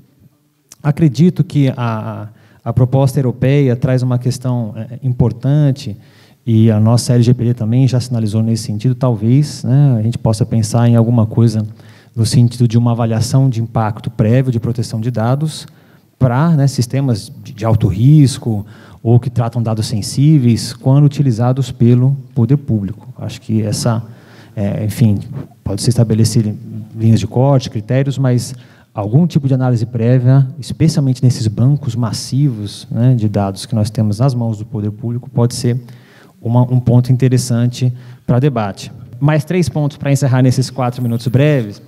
Acredito que, quando pensamos em sistemas de inteligência artificial pelo poder público, o direito à explicação, né, e o direito administrativo, conhece como motivação do ato administrativo, surge com muita força. Eu sei que há países aqui da Europa, inclusive, que utilizam alguns sistemas de score para definição de acesso a benefícios assistenciais, para políticas públicas de trabalho, emprego e renda, mas acho pouco provável, né, conhecendo a nossa cultura jurídica brasileira, o nosso sistema jurídico, que alguma decisão administrativa seja fundamentada com score. Você chega, por exemplo, numa política de habitação, quer ter acesso a um crédito diferenciado, o seu score é baixo, então, né, para fins daquela política pública, então você não vai ter acesso a essa política de emprego ou de acesso à saúde. Enfim, eu acho que nós temos um desafio de pensar dentro, né, das limitações, da estrutura lógica desses programas, desses algoritmos, de como oferecer justificativas mínimas para tomar as decisões e de atos administrativos. Eu acho que essa vai ser um desafio especial que nós teremos aí dentro da aplicação desses sistemas pelo poder público. E ligado a ela também, enfim, um regime jurídico diferenciado de responsabilidade, professor Henrique, que é, né, clássica no direito, acho que continental europeu, brasileiro, constitucionalizado, da responsabilidade objetiva do poder público. E aí nós vamos criar uma situação curiosa, que o poder público ele pode ser, né, o desenvolvedor da tecnologia, mas na maior parte dos casos, né, o usuário. A nossa Constituição e a nossa cultura jurídica prevêem a responsabilidade objetiva de maneira muito clara, e quando nós tivermos o poder público utilizando esses sistemas, eu não teria dúvidas no momento atual hoje, vai se atribuir responsabilidade objetiva ao poder público. Mas os sistemas de compliance, de integridade do desenvolvedor, o poder público, acho muito provável que seja responsabilizado numa ação judicial, que vai demorar anos, né? Não sei se o senhor conhece o que é precatório, mas nem queira saber o que é, né? É uma coisa que o sujeito vai receber daqui décadas, né, o valor que é devido dele do poder público. Então, acho que o desafio, né, que foi colocado de pensar responsabilidade, pensar fora da caixa, para que a gente tenha realmente algo efetivo à disposição das pessoas em caso de lesão, ela é fundamental também com essas especificidades aqui para o poder público. E, por final, e aí retomando aqui as palavras do professor Fabrício, eu acho que a governança, né, sobre a utilização dessas ferramentas, né, de ferramentas, ela tem que ser realmente multissetorial e, obviamente, contar com integrantes da sociedade civil, né? Nós temos aí alguns modelos, até mesmo desse decreto, né, que eu acho que se afastam do modelo ideal em que só o governo, né, em alguma medida, tem a governança dos dados que ele utiliza e trata de milhões e milhões de brasileiros. Então, acho que talvez um caminho que se possa discutir interessante é de que a sociedade como um todo tenha, né, voz, participação, voto nessas estruturas de governança para justamente poder se fazer um mínimo de, vamos dizer assim, gestão democrática, acesso democrático a essas novas fronteiras do direito administrativo e da sociedade como um todo. Então, com essas palavras finais, eu agradeço. Muito obrigado. Obrigado, Vitor. Então, agora eu vou passar uma nova rodada, né, para fazer um comentário final de 1 a 2 minutos, né, só para a gente poder passar um pouco o tempo. Então, começo aqui com o ministro Ricardo Cueva e sigo a mesma ordem em seguida. Obrigado. Acho que ficou claro desse painel muito instigante que, dentre os maiores desafios da regulação da inteligência artificial, está a questão de como combater a discriminação algorítmica, em primeiro lugar, né, que é uma questão tecnicamente difícil, porque, como dizia a professora Dora há pouco, na verdade, muitas das decisões que são tomadas no processo são humanas, há muita intervenção humana, a própria definição das bases de dados que são usadas para o desenvolvimento algorítmico é humana. Isso leva também a dificuldades grandes na questão da explicabilidade do algoritmo, na auditabilidade do algoritmo, porque uma auditoria feita previamente ela não vai necessariamente ser capaz de identificar os problemas que surgirão no momento em que esse algoritmo se desenvolva com o acréscimo de novos dados, novas informações, novas interações. O segundo, acho que o maior desafio é a questão da governança, qual o modelo a ser adotado de corregulação ou não, e como fazer isso.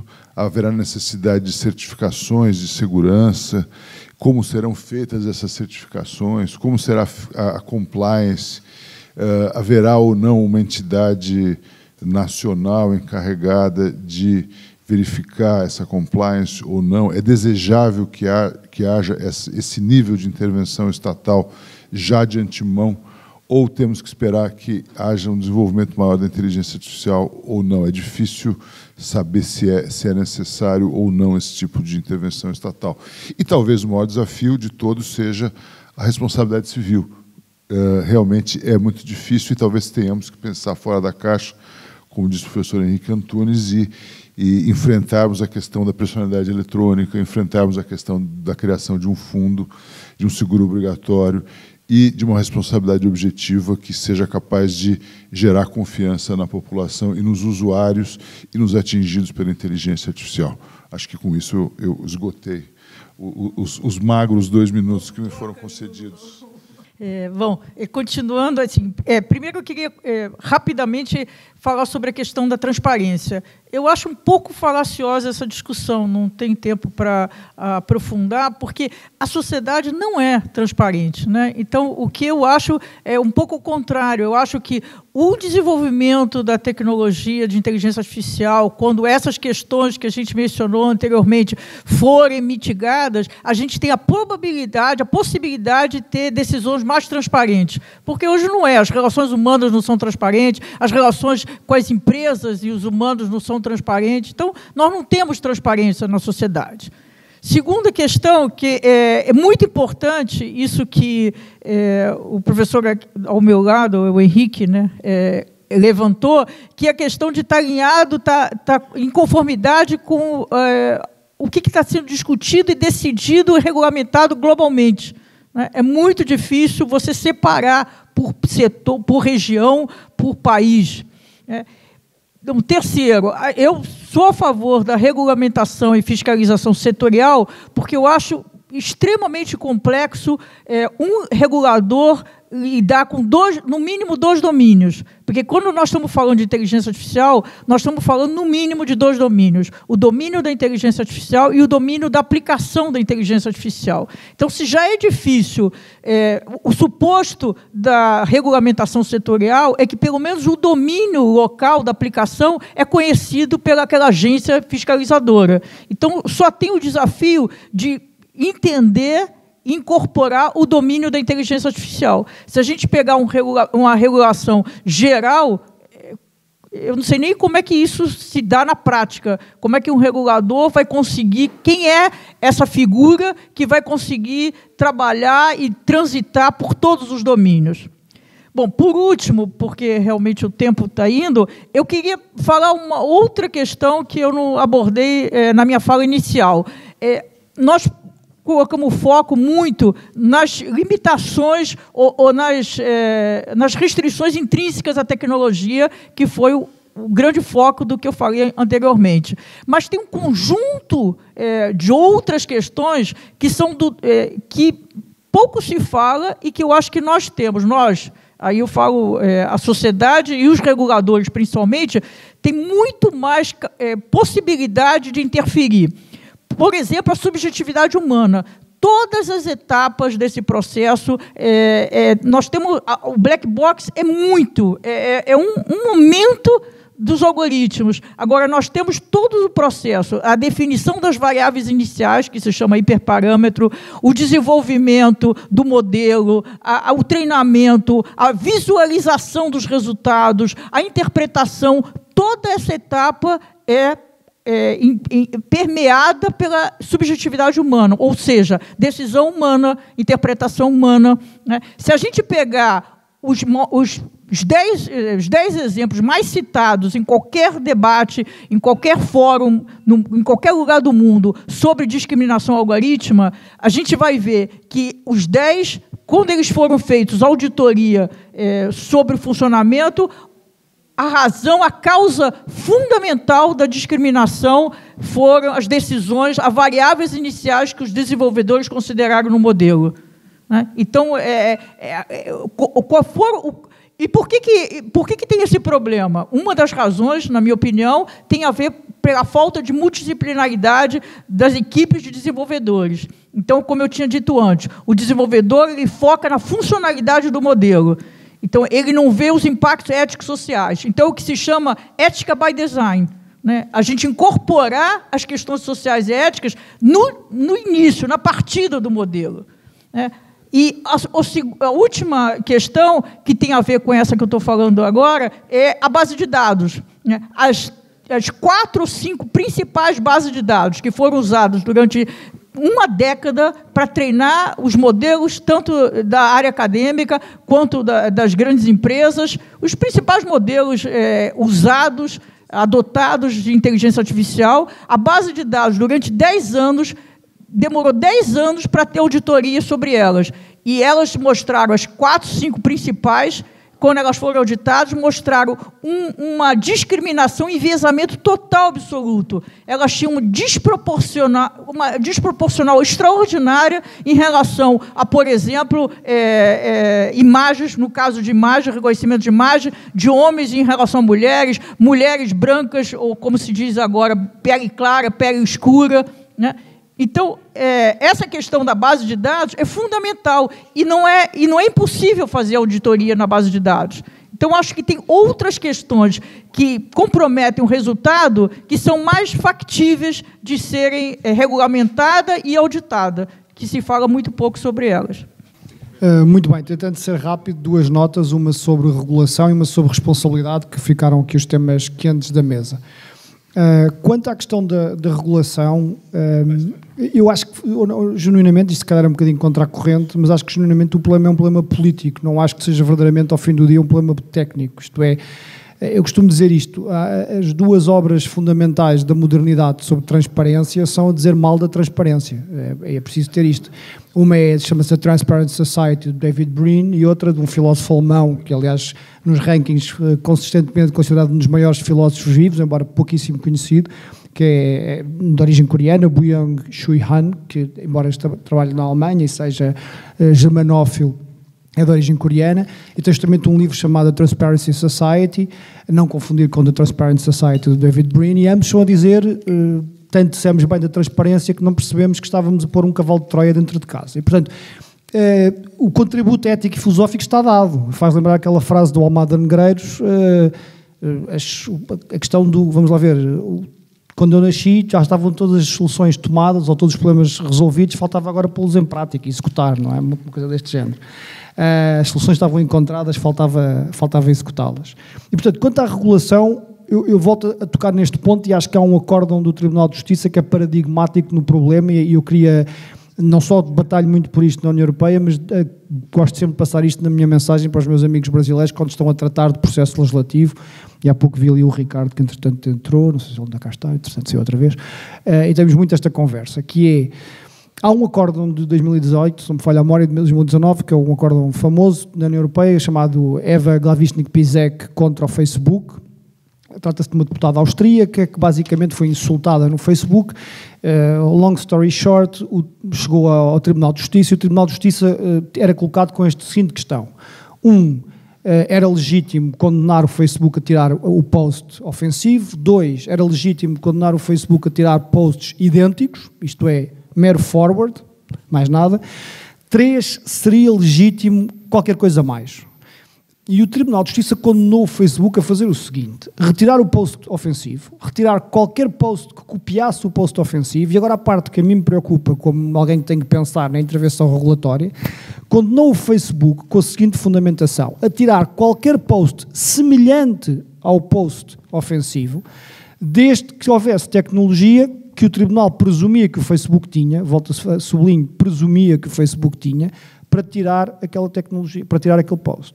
E, portanto, o Tribunal o que fez foi regulação. E porquê é que fez regulação? Porque a montante, e aqui nós temos muito a aprender com os reguladores clássicos, da energia, do gás e tudo mais, o que a regulação tem de melhor nestes últimos 30, 40, 50 anos, depende do país onde estamos, é que prepara, mastiga, para usar aqui uma metáfora, o trabalho dos tribunais. Os tribunais são confortados pelo facto de haver decisões administrativas tomadas por painéis especialistas, multidisciplinares, que analisaram o problema antes. E, bem ou mal, eu gosto de ver isso, por exemplo, na proposta de regulação da inteligência artificial, porque cria ali uma entidade que tem duas características, e pediram-me também para dar esta nota, que é uma regulação que, sendo corregulação regulada, que me parece inevitável, eu tenho que ir buscar quem percebe do algoritmo, mas tenho que ir buscar quem esteja fora do algoritmo, para ter equilíbrio, isto parece-me evidente, além da multidisciplinaridade, mas também é uma regulação com um forte pendor de integração, que marca a passagem das diretivas para os regulamentos, em que eu tenho as autoridades nacionais sentadas à mesa de uma autoridade europeia, e portanto essa regulação também tem vantagens. E no Brasil, que tem uma estrutura federal, isso pode ser utilizado também dessa forma. Só para terminar, na responsabilidade, e pegando num tema que é muito interessante e que aprendo muito sempre com o professor Henrique, a questão da personalidade eletrónica. Eu acho que o professor levantou o problema e também deu a resposta. O problema é um problema de património, de imputação. E, portanto, eu acho que ninguém pode ser verdadeiramente contra ou só pode ser contra se não tiver um problema, e com isto termino, que é a questão de saber como é que eu vou colocar o património nessa nova personalidade. Não é? E a metáfora mais estafada, e com isto termino, para responder a problemas de responsabilidade no ciberespaço ou na inteligência artificial, é sempre o mesmo, que é crianças, maioridade e minoridade, não é? Ou seja, se eu tenho que imputar responsabilidade a menores e a partir dos 18 eles se tornam maiores, aqui é a mesma coisa, eu tenho que ter um critério para quem é que se responsabiliza financeiramente até aos 18 anos do algoritmo, não é?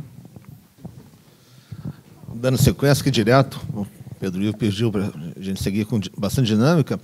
Queria somente ressaltar 2 pontos para comentar, principalmente inspirados pela fala do meu colega Vitor Marcel, em relação ao poder público e uso de inteligência artificial. Primeiro, uma observação de que, apesar dos desafios técnicos referentes ao entendimento, à compreensão e à própria modalidade de regulamentação da inteligência artificial sejam enormes, não se há de esquecer que a estrutura com a qual se utiliza, se aplica e que se tem acesso a serviços de inteligência artificial pode ser, muitas vezes, determinante para o resultado final da sua implementação. Dou o exemplo da implementação de sistemas de jurimetria, de utilização de informação ou melhor, de inteligência artificial pelo Poder Judiciário, por serviços judiciários, seja na atividade advocatícia também.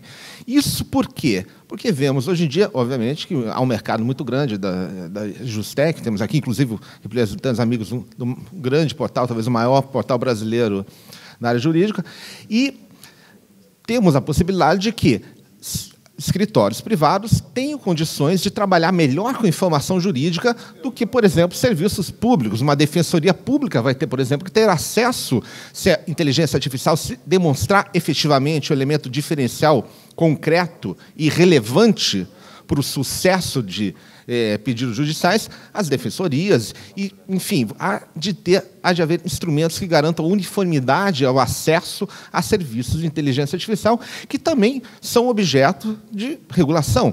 Há propostas norte-americanas, que não há propostas regulatórias, mas algumas propostas no sentido de criar uma estrutura de inteligência artificial, passam por um tema que é o acesso e sistemas de incentivo ao desenvolvimento dessas ferramentas, que toca na importância também das modalidades de implementação, e não somente nos seus dilemas técnicos que a gente acaba abordando muitas vezes na primeira vez.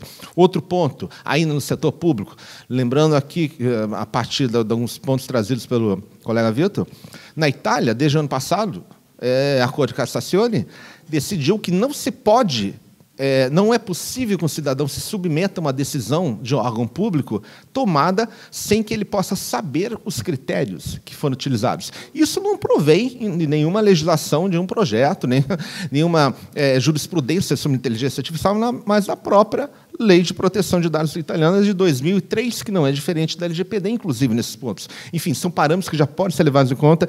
Acabou o meu tempo, Pedro, e somente gostaria de realmente corrigir uma deselegância. Eu comentei sobre a Comissão de Juristas, esquecendo de mencionar o meu colega Vitor, meu amigo Fabrício, porque elas não tinham falado ainda. Foi uma deselegância da minha parte, pela qual me desculpo. Obrigado.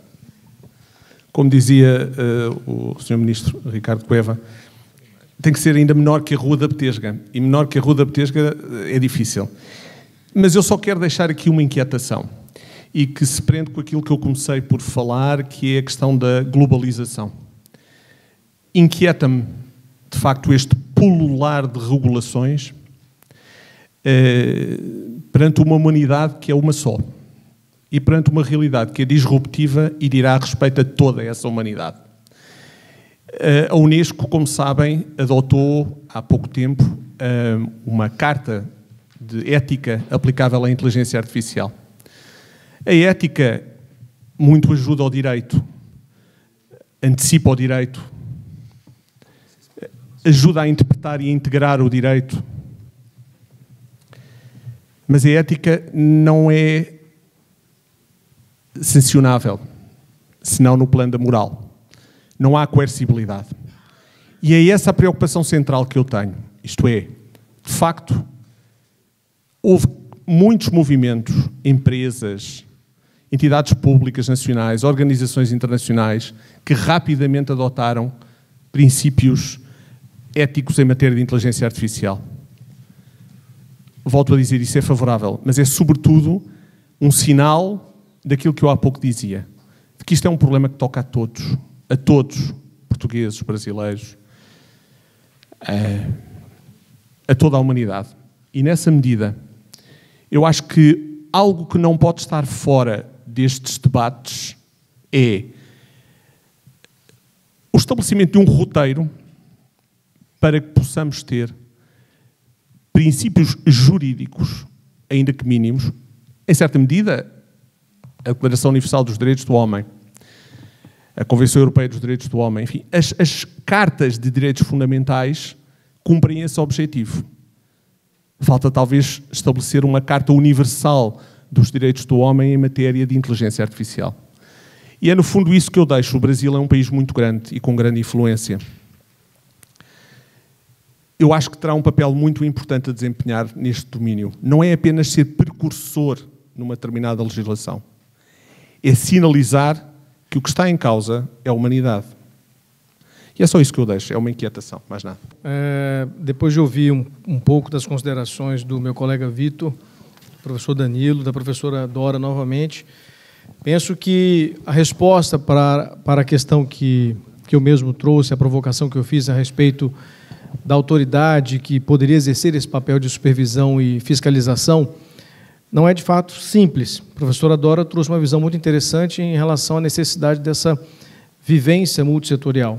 De fato, centralizar talvez numa única autoridade teria perdas significativas em relação à realidade setorial.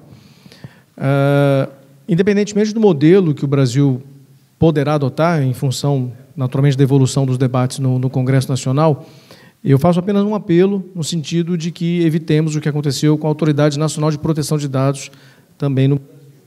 A Autoridade Nacional de Proteção de Dados no Brasil, ela foi criada, havia uma previsão da sua criação de maneira simultânea à sanção da legislação. Isso ocorreu somente decorridos quase 2 anos de sua sanção.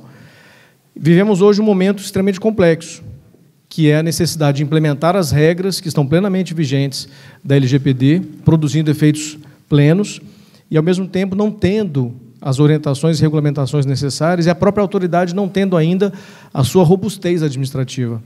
Ela vem compondo o seu corpo técnico com alguma lentidão e com muitas dificuldades. Então, qualquer que seja o modelo que o Brasil adote, esperamos que não haja esse vácuo institucional e administrativo, no sentido de trazer uma demora de respostas que deveriam ocorrer ainda durante o período de vacância da legislação, pensando sempre na eficiência regulatória, mas, sobretudo, na mitigação de um cenário de insegurança jurídica. Era isso. Muito obrigado. Tentando ser muito rápida, eu acho que, e complementando a fala da professora Dora falou que a sociedade não é transparente, né? Eu acrescentaria que a sociedade não é transparente e mais, a sociedade é discriminatória. Então, o risco que a gente tem com o uso da inteligência artificial, se ela não for bem aplicada, é que ela aprenda com os padrões discriminatórios que estão colocados na nossa sociedade e reproduza esses padrões. E aí, exatamente por conta da falta de transparência, que também está, em alguma medida, colocada, essa discriminação, de alguma forma, se consolide.